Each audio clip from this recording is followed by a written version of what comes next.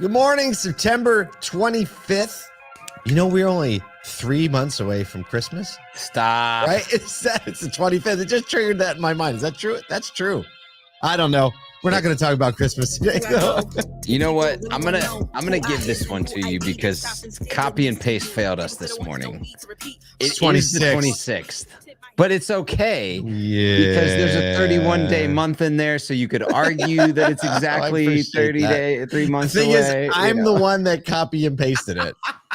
I'm the one that didn't change it. We have a document that we build the show in every morning, and everybody kind of jumps in, and whoever's the first one in there, they like copy and paste the last day's couple first lines in the formatting, right, so then we can build the new show in it. I was the first one in it today, so I copy and pasted it.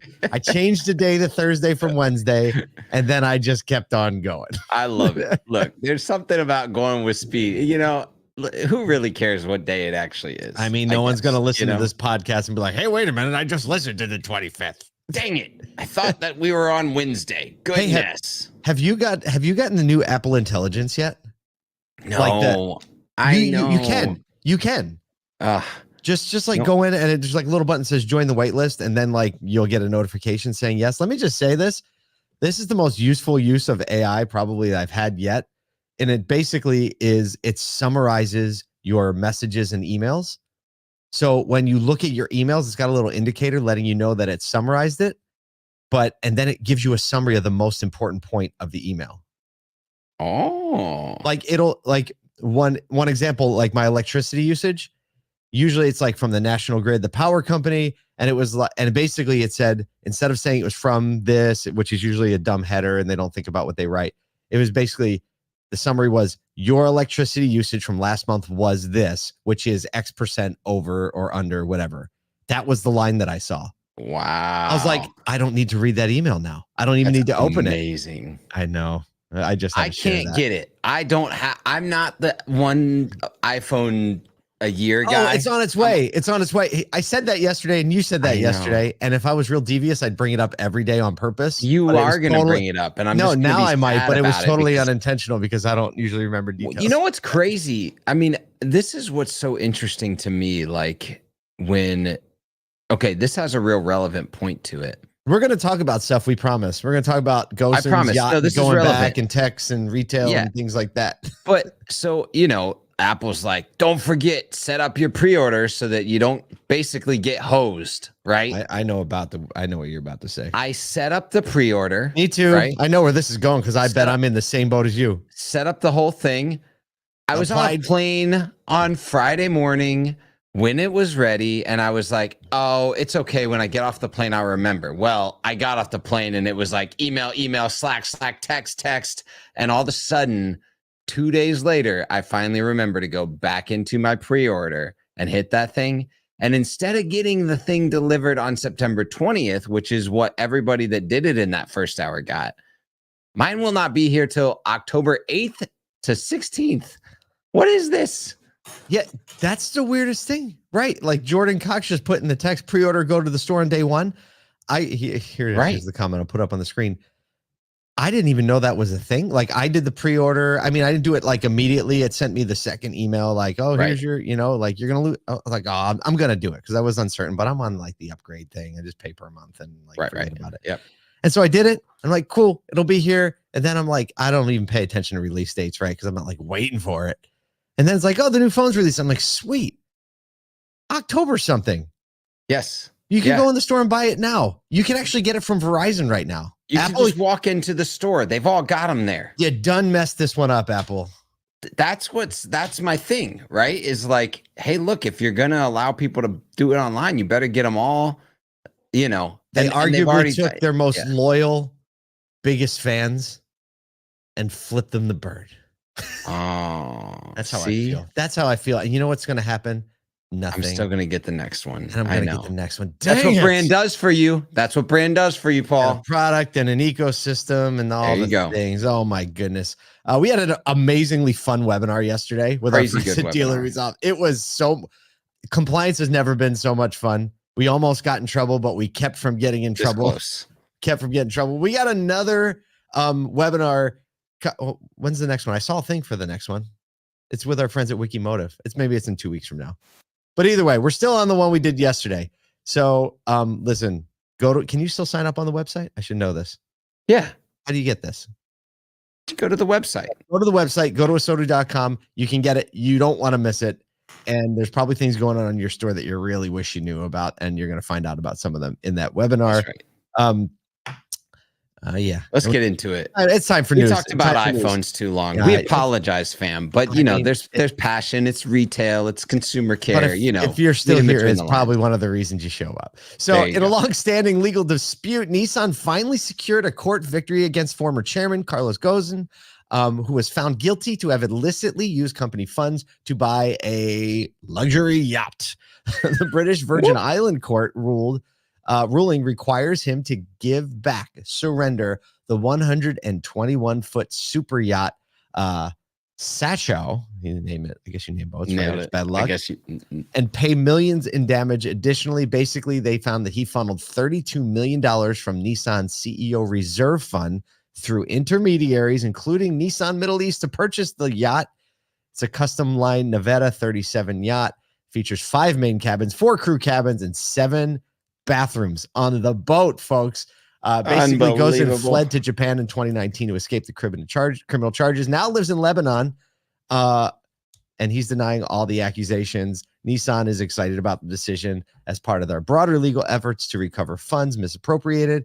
And the company said in a statement, Nissan will continue such efforts to make Carlos Ghosn accountable for his misconduct. We don't usually cover stuff like this, but it's a big deal. All right. This is a big deal because when you look back and you look at what Nissan was going through, whether from, and every Nissan dealer right now is like, yes, look, it's just when you have leadership that's acting in this way, we've seen this with many tech companies in auto, outside of auto, that when you have leadership that's acting in this way, whether it's known or unknown during the time, the trickle down impact of what that company is doing, how it's performing in the market, how the employees, how the dealerships are being run, organized, operated, all of that type of stuff, it always, no matter what, reflects leadership at some level. And we saw years where Nissan dealers were kind of holding up a fist going, what is going on? Yeah. And sometimes you can't find the answer because it's hidden and it's deeply rooted in core psyches in a 120-foot yacht. And it is just sitting in the British Virgin Islands right there. They should let the dealers use the boat. I think that'd be smart. That'd be really fun. Just the party would be so much better, right? Goodness. Put some awards. Let's deploy this boat as an amazing experience for dealers and customers. Let's do that. That's a really smart idea. Hey, if you need some help, Nissan, figuring out how to make that hot, we can wrap that up. Just let ASOTU know. We'll put our team on it. And if ain't no party like an ASOTU party. We're going to make a good time out of the yacht. Imagine that. That'd be a great way to do it. Speaking, let's change the vibes. We're going to talk about some amazing things. The Walser Automotive Group took a major step in addressing the nation's skilled auto tech shortage by partnering with WSU Tech to renovate its automotive service facility in Wichita, Kansas. Basically, this is so cool, and the picture's really cool. It's part of a $3 million renovation at the school. The new 30,000-foot space includes expanded automotive program capacities, a heavy truck area. They also referenced the study showing a 3-to-1 demand to supply ratio for techs. 3-to-1, right, with over 600,000 needed by 2024? We're in 2024. Oh yeah. I remember talking about this 2-3 years ago. We were talking about this issue and the truth still remains. I've not talked to a dealership that doesn't want or need more techs. Right. No, that's true. It's rare to find one. Even the ones that have great techs, have great retention, are still where can I find the next one, please? Well, Randy Lommel, Walser SVP of dealer operations, said, quote, WSU Tech has been a vital partner in supporting our tech's growth. Strengthening our relation with them was an easy decision. And this is, we see a lot of technician partnerships more and more coming to the surface. And that is, yes, if you're watching this, this is an indicator that if you're not heavily involved in one of these, it's a very smart place to be. And even if it's it's great for right now, right? Because you're going to start the flow, but it's also great for 2 years from now, 3 years from now, 4 years from now. Yeah, I don't know how we can say it enough times. Like dedicating personnel within your organization to be specifically paying attention to what you're doing for tech recruiting, local tech support, like how you are building that funnel, your career pathing within your technicians already, training, retention models, like how you care for that employee. Like how you can't have someone dedicated to that persona, the ROI, especially if you have a mid to large size group, is crazy. You got to be doing it. What's one of the most beautiful things about the service side of the business is the ROI is so easy to calculate. Tangible. So right? tangible. Technician hours, bay, multiply it. There's your problem. Right? There's your solution. That's and it. Who does the draft day? Like the draft is that CMA?